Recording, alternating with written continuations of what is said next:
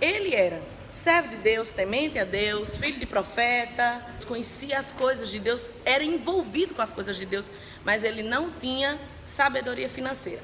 Porque assim como esse homem, tem muita gente, tem muito crente, muita gente dentro das igrejas, não só da nossa igreja, mas dentro das igrejas de uma forma geral, que acha que o fato de, eu temo a Deus, eu sirvo a Deus, isso é o suficiente. Deus vai me prosperar porque eu sou crente, porque eu leio a Bíblia, porque eu oro. Não, mas eu sou dizimista e ofertante e Deus vai me prosperar. Mas eu já falei aqui e vou repetir. Não adianta você... eu sou dizimista e ofertante, mas se você não tiver sabedoria financeira, Deus vai te abençoar, abrir as janelas do céu e você vai pegar tudo e jogar fora. A questão não está nos dízimos e nas ofertas. Dízimo e oferta é para que Deus abra as janelas do céu. O que nós estamos falando aqui não está relacionado a isso. Deus sempre abre as janelas do céu quando nós somos dizimistas e ofertantes fiéis. Ele sempre vai abrir. A questão é, o que é que nós vamos fazer com essa bênção?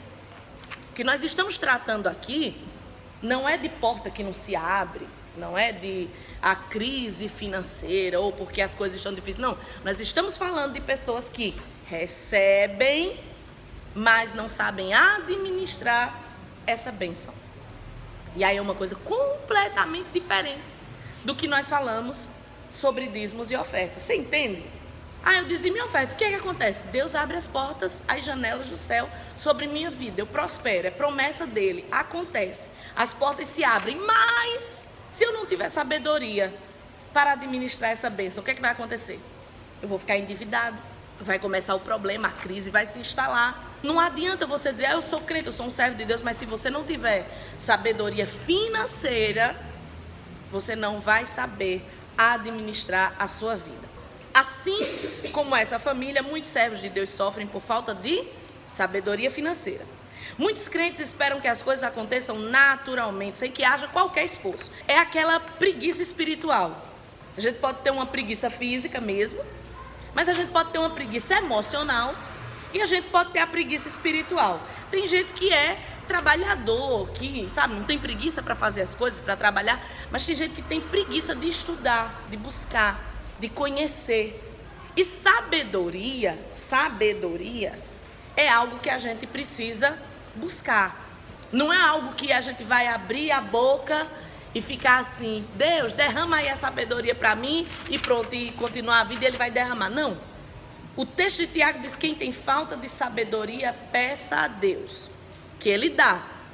Mas não é só pedir, é buscar. Porque a sabedoria não é uma coisa qualquer. Você tem que buscar, tem que haver um esforço. Porque há um pensamento errado, muitas vezes em nós. Muitas vezes a gente acha que o fato da gente ser crente, da gente ser servo de Deus, que as coisas vão acontecer assim naturalmente. Então estou na presença de Deus, então eu vou ser sábio, eu vou ser uma pessoa próspera, eu vou ser uma pessoa que é cheia de conhecimento. Não vai acontecer se você não buscar. Sabedoria é a coisa principal. E o que é que o texto aí de Provérbios 4:7? Que a sabedoria é a coisa principal e que você deve ficar esperando ela chegar. Ficar esperando Deus derramar assim do nada. Sabedoria. Sabedoria você deve buscar. E a Bíblia diz o quê? Que você tem que gastar tudo que você tem em busca da sabedoria, de tão importante que ela é. Uma coisa que poucas pessoas param assim para analisar. Algumas pessoas que ganharam muito dinheiro em programas de TV, prêmios de loteria ou prêmios de televisão, e que agora estão mais pobres do que antes. Que ganharam muito dinheiro, que ganharam assim de uma vez 500 mil, 1 milhão, 2 milhões. Pessoas que ganharam na loteria assim 30 milhões. Mas tem gente que recebe tudo isso e num curto espaço de tempo joga tudo fora. Aí você diz assim, como é possível?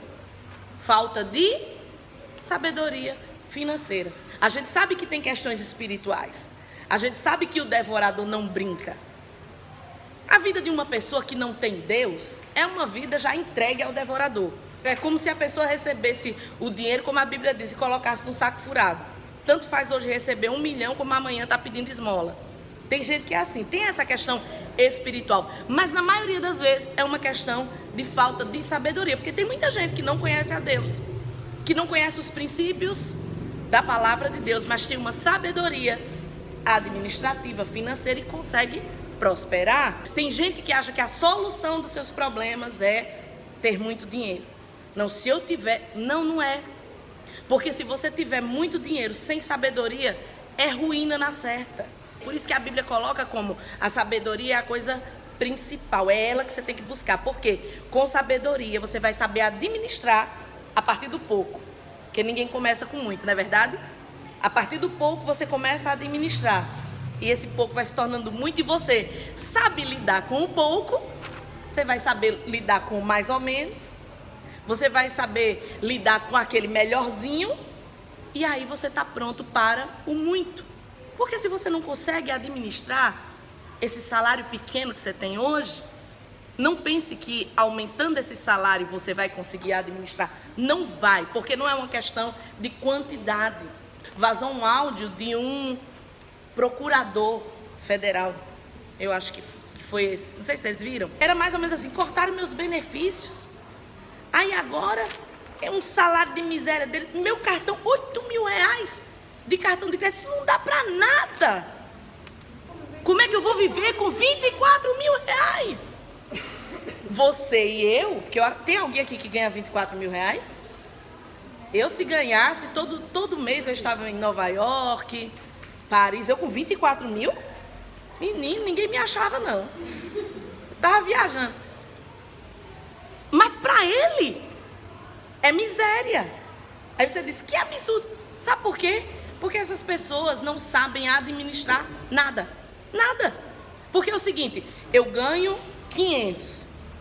Aí o que acontece? Eu quero viver um padrão que gaste todinho os 500. Gasta tudo, não sobra nada. Aí agora eu ganho 1.000. O que é que eu faço? Ao invés de dar uma segurada e manter ali os 500 que eu estava vivendo, não, agora eu vou gastar 1.000, porque eu ganho 1.000. Aí dá outra melhorada, 5.000. Então agora eu já não compro mais na loja de 35. Eu agora vou na loja que o sapato é 1.000. Porque agora eu ganho 5.000. Então gastar 1.000 com um sapato por mês. Você entende? A pessoa vai aumentando o padrão. Eu não gasto mais 10 reais para lanchar. Eu agora vou num lugar onde pelo menos sejam uns 100 e pouco que eu tenho. Então você pode ganhar 500, 1.000, 10.000, 50.000. Sempre você vai aumentar o seu padrão. E aí, se perder o emprego, é por isso que tem gente que quando perde o emprego um mês, ou a pessoa está vivendo um momento de fama e tal, e a pessoa fica sem trabalhar um tempo e fica pobre. Aí você como? Eu explico para você.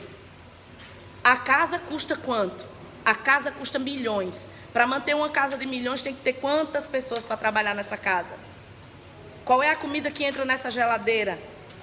Onde é o lugar que essas pessoas fazem compras? O problema nunca está nessa questão financeira em si, na quantidade de dinheiro que eu ganho. Está nessa questão do padrão de vida e da falta de administração financeira.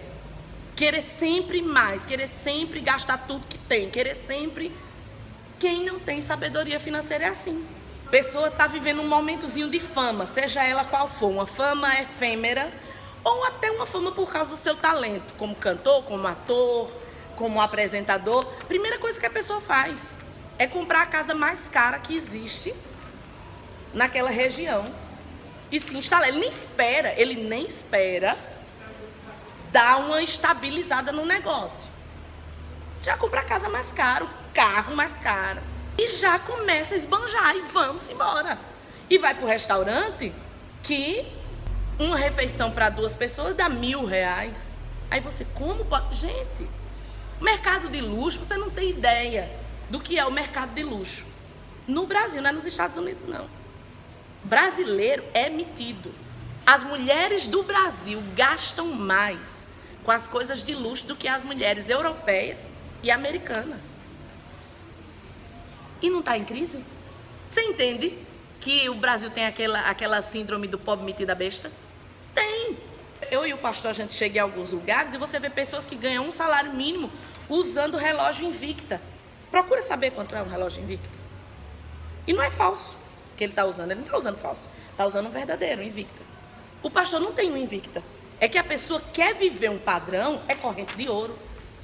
Tem que ser daquela de funkeiro. Não pode ser essa fininha, chique. Não, tem que ser a de funkeiro, que dá para botar um cadeado, né? Fechar a casa. Né? Funkeiro, você já viu funkeiro? Tem o povo mais besta, mais ostentação, mais burro nas finanças do que funkeiro. Você já viu como é funkeiro? Ah, porque tá bombando. Aí acaba a fama, fica pobre. O cara não fica menos rico, ele fica pobre. É sempre uma queda muito grande. Por quê? Porque falta essa sabedoria financeira. Não se prepara para o dia de amanhã, não pensa nas coisas, não diz assim, né, eu vou viver aqui, eu vou dar uma segurada, porque qual é o ideal? O ideal é sempre você viver um pouco abaixo do que você ganha. Esse é o ideal. Ah, eu ganho isso, então eu vou viver um pouquinho abaixo, porque aí eu sempre tenho um fôlego. Nunca estou com a corda no pescoço, vou ter um fôlego. Você já é dizimista e ofertante, ótimo, esse é o primeiro passo. Agora o segundo é saber reter a bênção, guardar a bênção, porque não adianta eita a bênção, veja, escorregou. Não, eu tenho que aprender. A sabedoria financeira não é para que Deus abra as portas sobre mim. Não, as portas já estão abertas.